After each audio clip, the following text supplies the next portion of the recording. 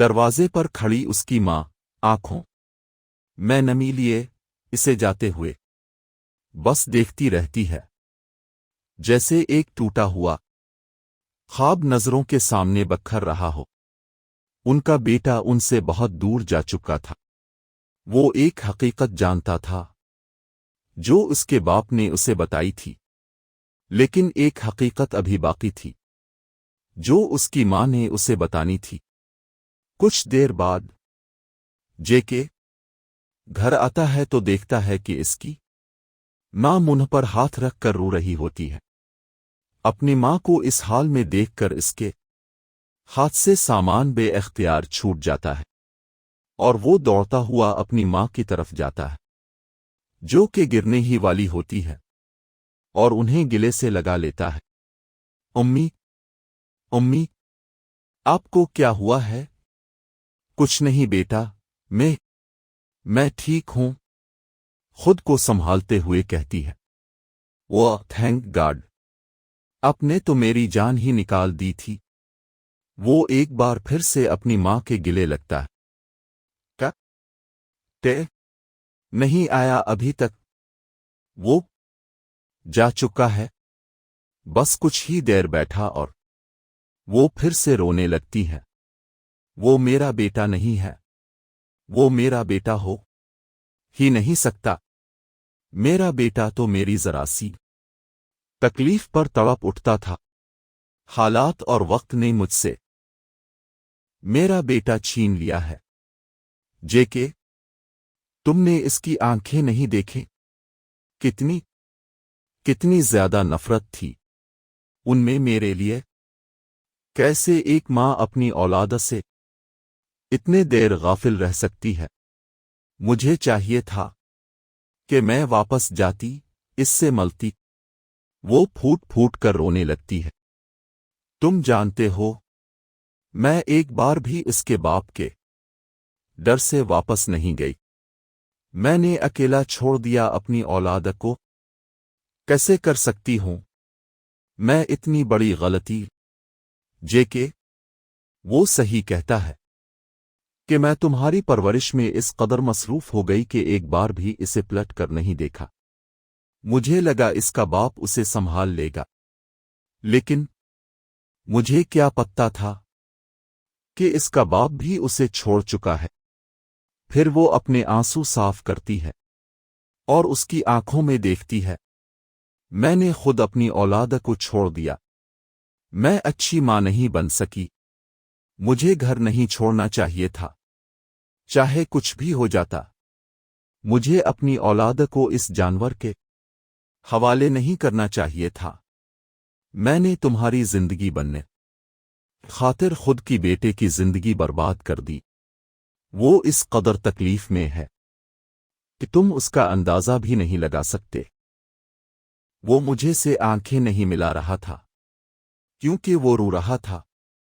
میں جانتا ہوں کہ وہ تکلیف میں ہے، اور یہ بھی جانتا ہوں کہ وہ اوپر سے جتنا سخت بننے کی کوشش کرتا ہے، اتنا ہی وہ اندر سے نرم ہے۔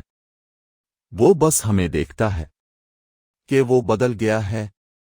آج بھی وہ اندر سے ہمارا وہی تے ہے جو ہم سے بہت پیار کرتا ہے۔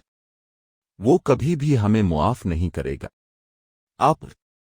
اب بالکل بھی فکر نہ کرے ماں۔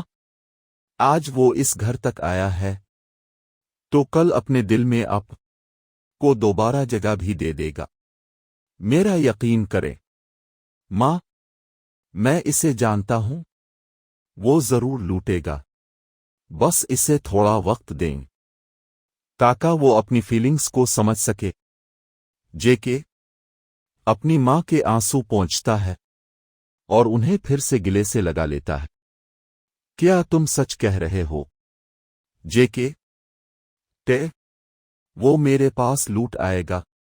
وہ نم آنکھوں سے اس کی طرف دیکھتے ہوئے کہتی ہے، آف کورس، میں کہہ رہا ہوں نا، اب سے میں پرانا تے واپس لا کر ہی رہوں گا۔ یہ میرا پرومس ہے۔ وہ ان کا ہاتھ پکڑ کر کہتا ہے، وہ رخصتی کروانا چاہتا ہے تمہاری، تو آپ ہاں کر دیجئے، میں تیار ہو، لیکن میں تیار نہیں ہوں، کیونکہ وہ اس وقت اپنے ہوش میں نہیں ہے، وہ تمہارے ساتھ کچھ بھی کر سکتا ہے، اب ابھی بھی میرے ہی بارے میں سوچ رہی ہیں۔ وہ خاموش ہو جاتی ہے۔ اب آرام کریں، ہم صبح اس بارے میں بات کریں گے، یہ کہہ کر وہ اپنے کمرے میں آ جاتا ہے اور تے کو کال کرتا ہے۔ دوسری طرف تے ابھی راستے میں ہی ہوتا ہے کہ اچانک اسے ایک کال آتی ہے۔ کالر کا نام پڑھ کر وہ جلدی سے کار کے بلوٹوتھ کے ذریعے کال اٹینڈ کرتا ہے۔ تم گھر آئے اور مجھ سے ملے بھی نہیں۔ وہ خاموش رہتا ہے، شاید وہ رو رہا تھا، وہ اپنی آواز میں وہ درد دکھانا نہیں چاہتا تھا۔ تم رو رہے ہو، بات کرو مجھ سے، کچھ ہوا ہے؟ وہ مشکل سے اپنی آواز پر قابو پاتا ہے۔ میں صبح کال کرتا ہوں تمہیں۔ نہیں، پلیز کال بند نہ کرنا، مجھے بات کرنی ہے۔ وہ التجا کرتا ہے، وہ چاہتا تھا کہ تے اس سے اپنے دل کی بات کروں بات، میں سن رہا ہوں۔ وہ مدھم آواز میں کہتا ہے، تم مجھ سے کیوں نہیں ملے؟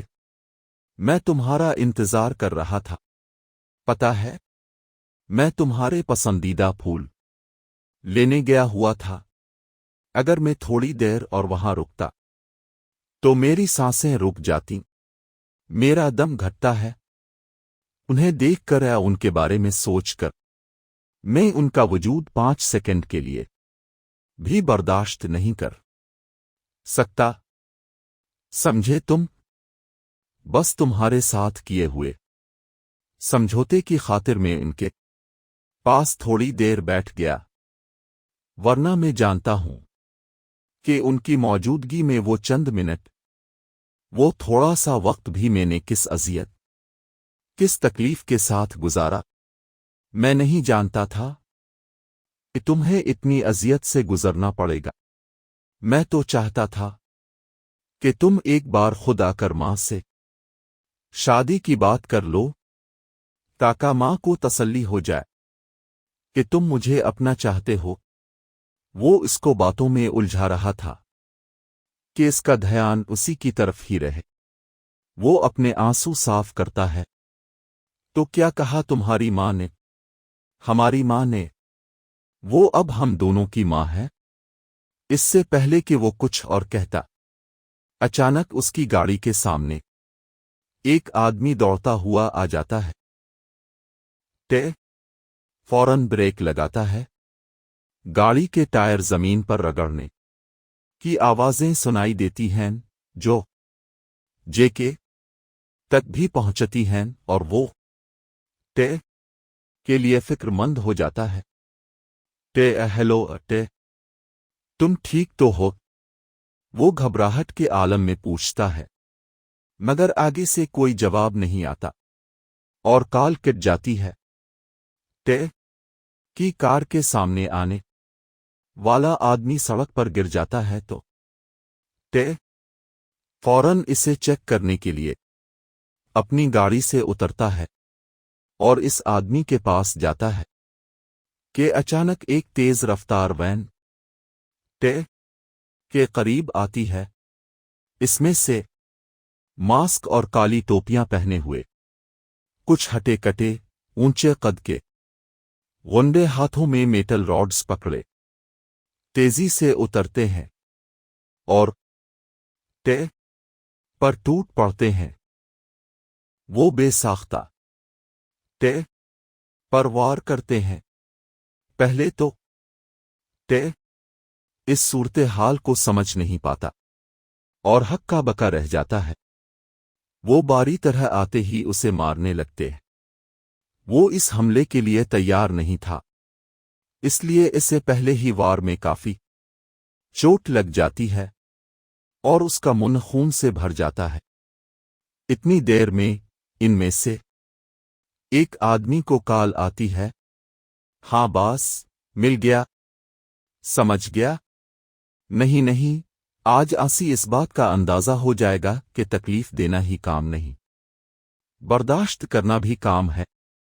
وہ اس دوران خود پر قابو پا لیتا ہے اور اسے سنبھلنے کا موقع مل جاتا ہے۔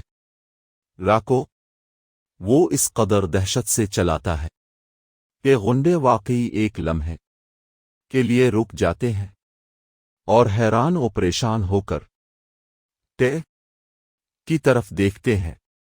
اگر لڑنا ہی ہے تو بزدلوں کی طرح پیٹھ پر وار مت کرو۔ تم لوگ 8 ہو اور میں اکیلا، کیا تم لوگوں میں اتنا بھی دم نہیں کہ آدھے آدھے کر کے آ سکو؟ ہاں، وہ اپنے منہ میں جمع شدہ خون تھوکتا ہے۔ جیسی تمہاری مرضی، کہ مرنا تو تمہیں ہے ہی۔